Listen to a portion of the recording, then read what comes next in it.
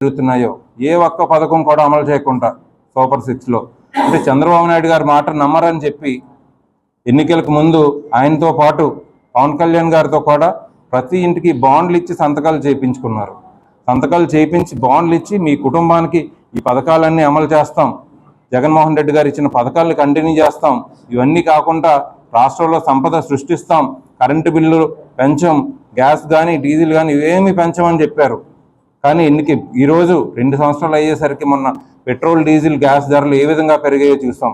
దాదాపు 4-5 సార్లు ఈ 2 సంవత్సరాల్లో ఈ గ్యాస్ పెట్రోల్ ధరలు పెంచడమే కాకుండా కరెంట్ ఛార్జీలు పెంచడం, కరెంటు కోతలు, అదే కాకుండా యువతకి ఇచ్చిన హామీలు ఏవి కూడా 20 లక్షల ఉద్యోగాలు ఇస్తామని చెప్పి లేకపోతే ప్రతి నిరుద్యోగికి 3,000 రూపాయలు నెలకు అందిస్తామని చెప్పి ఒక హామీ ఇచ్చి అందులో ఆ హామీని స్టార్ట్ కూడా చేయలేదు. 3,000 రూపాయలు ఏ ఒక్క నిరుద్యోగి కూడా ఈరోజు ఆంధ్రప్రదేశ్లో అందలేదు.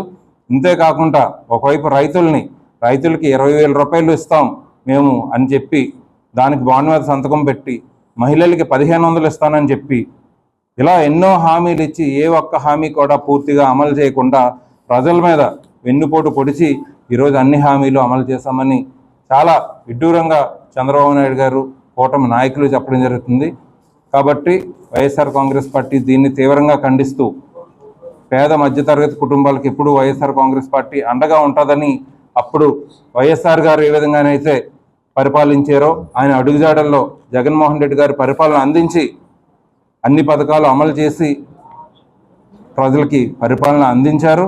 తప్పకుండా రానున్న రోజుల్లో ఈ పోరాటాలను ఇలాగే కొనసాగిస్తూ ప్రజల తరపున వైఎస్ఆర్ కాంగ్రెస్ పార్టీ అండగా ఉంటుందని తెలియజేస్తూ, అదేవిధంగా స్థానికంగా చూసుకుంటే అనకాపల్లిలో ఎంతోమంది నేతలు ఉన్నారు.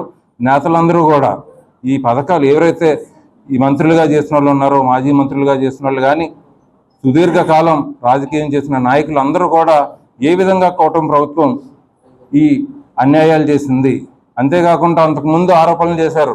వైఎస్ఆర్ కాంగ్రెస్ పార్టీ ఆధ్వర్యంలో ఎన్నో అక్రమాలు జరిగాయి, మన స్థానికంగా చూసుకుంటే అనకాపల్లిలోనే జరిగాయన్నారు. 2 సంవత్సరాలు మీరు పరిపాలించారు, ఏ ఒక్కరిపైన కూడా మీరు ఏ ఆరోపణ నిరూపించలేకపోయారు. అసలు ఆరోపణ లేదు. మీరు ఎన్నో అబద్ధపు ఆరోపణలు చేసి ఈ నాయకులతో పాటు, అంతేకాకుండా అనకాపల్లిలో ఎన్నో భూ ఆక్రమణలు చేద్దామని చూశారు అధికారంలోకి వచ్చిన తర్వాత. మొన్న మా పార్టీ అప్పుడు అధ్యక్షులు అమర్నాథ్ గారు, అదేవిధంగా బొడ్డే ప్రసాద్ గారు, ధర్మశ్రీ గారు, ముత్యాల నాయుడు గారు అందరి ఆధ్వర్యంలో మార్కెట్ యార్డ్ పక్కన ఉన్నటువంటి దాదాపు 100 కోట్లు విలువ చేసే భూమిని అన్యాయంగా దోచేయాలని చూస్తే దాన్ని మా వైఎస్ఆర్ కాంగ్రెస్ పార్టీ నిరసనతో అది అడ్డుకోవడం జరిగింది. అదేవిధంగా ప్రతి గ్రామంలోనూ కూడా ఇలాంటి భూ అక్రమాలు కానీ, అక్రమ మైనింగ్ చూస్తే చెక్ పోస్టులు పెట్టేసుకున్నారు ఎక్కడ పడితే అక్కడ. ఇక్కడ గెలిచినటువంటి ఎంపీ గారు ప్రతి అనకాపల్లిలో ప్రతి క్వారీకి కూడా ఆయన ఏజెంట్లను పెట్టుకొని ఆయన మైనింగ్ చేస్తూ అక్రమ మైనింగ్, ఇలా ఎన్నో పనులు అక్రమంగా చేస్తున్నారు. కాబట్టి మా వైఎస్ఆర్ కాంగ్రెస్ పార్టీ కార్యకర్తలందరినీ ఒకటే కోరేది, ఏ విధంగానైతే మనం జగన్మోహన్ రెడ్డి గారి ఆదేశాల మేరకు జగన్మోహన్ రెడ్డి గారి అడుగుజాడల్లో ఈ 2 సంవత్సరాలు ఈ పోరాటాలను చేశామో, రానున్న రోజుల్లో కూడా ఇదే విధంగా మీ అందరూ కూడా ప్రజల తరఫున పోరాటానికి, ప్రజల తరఫున మద్దతు ఇవ్వడానికి వైఎస్ఆర్ కాంగ్రెస్ పార్టీకి, ముఖ్యంగా అనకాపల్లిలో ఇన్ఛార్జిగా ఉన్నటువంటి నాకు సహకరిస్తారని కోరుకుంటూ ఈ కార్యక్రమాన్ని ఇంత విజయవంతం చేసినటువంటి వైఎస్ఆర్ కాంగ్రెస్ పార్టీ నాయకులందరికీ, కార్యకర్తలకి, ముఖ్యంగా దీనికి సహకరించినటువంటి మీడియా మిత్రులందరికీ, ఎలక్ట్రానిక్ మరియు ప్రింట్ మీడియా మిత్రులందరికీ ప్రత్యేకంగా ధన్యవాదాలు తెలియజేస్తూ సెలవు తీసుకుంటున్నాను.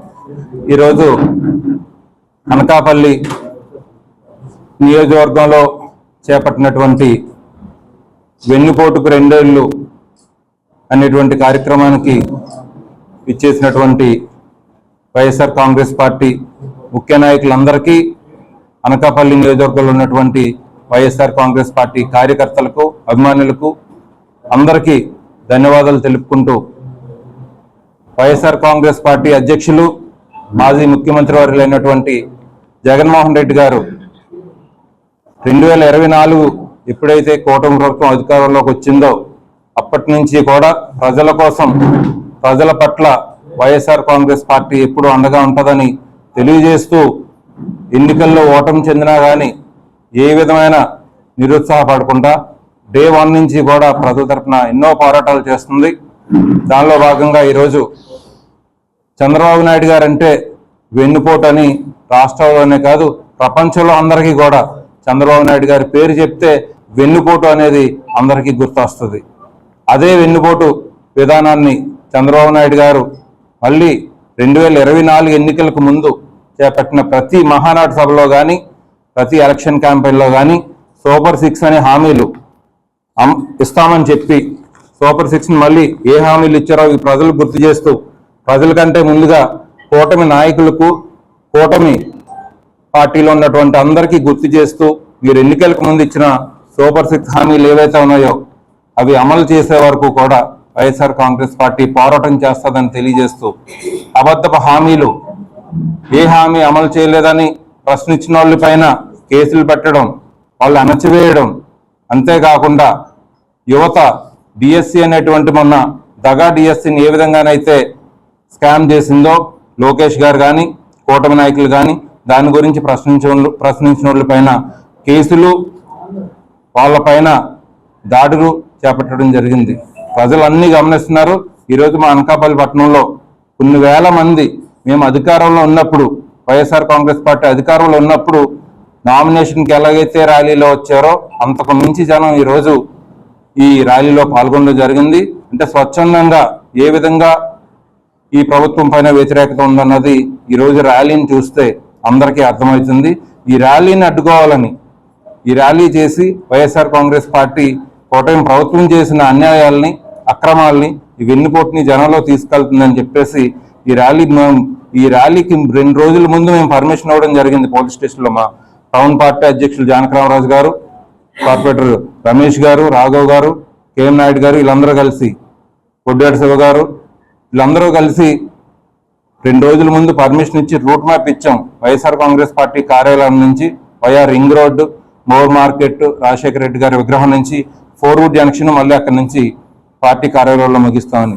దానికి పోలీసు వాళ్ళకి 2 రోజుల ముందు వివరించినా కానీ ఈరోజు కూటమి నాయకుల ఒత్తిడి వల్ల, కూటమి ప్రభుత్వం ఒత్తిడి వల్ల పోలీసు వాళ్ళు ఈ కార్యక్రమాన్ని స్టార్ట్ అవ్వకముందే ఎన్నో ఆటంకాలు చేస్తూ ఆపాలని చూశారు. అయినప్పటికీ కూడా మా వైఎస్ఆర్ కాంగ్రెస్ పార్టీ కార్యకర్తలందరూ, నాయకులందరూ పెద్ద ఎత్తున ఈ కార్యక్రమాన్ని మోర్ మార్కెట్ వరకు తీసుకెళ్లి ప్రజలకి మేము చేస్తున్నటువంటి నిరసన కార్యక్రమం తీసుకెళ్లే ప్రయత్నం చేశాం. ఇక్కడతో అయిపోలేదు. మా సోషల్ మీడియా టీం అందరూ కూడా ఏదైతే ఈరోజు నిరసన కార్యక్రమం పోలీసు వాళ్ళని ముందు పెట్టి ఆపారో దాన్ని ప్రజల్లోకి, అనకాపల్లి నియోజకవర్గంలో ప్రతి ఒక్కరికి కూడా ఈ సోషల్ మీడియా ద్వారా అందించాలని ఈ మీడియా మిత్రుల ద్వారా కూడా మీ అందరికీ చెప్పేది.